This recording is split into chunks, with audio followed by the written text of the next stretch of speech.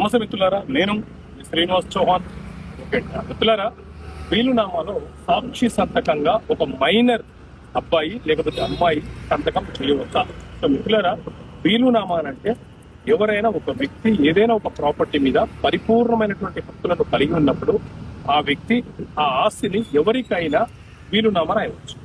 ఎవరికైతే వీలునామా రాశారో ఆ వ్యక్తికి ఇతని తదనంతరమే ఆ ఆస్తి అతనికి చెందుతుంది. అయితే మన దగ్గర గతంలో ఇండియన్ ఎవిడెన్స్ యాక్ట్ చట్టం ఉండేది. దాంట్లోని సెక్షన్ 118 ప్రకారంగా, అలాగే ఇప్పుడు PSA 2023 చట్టం వచ్చింది.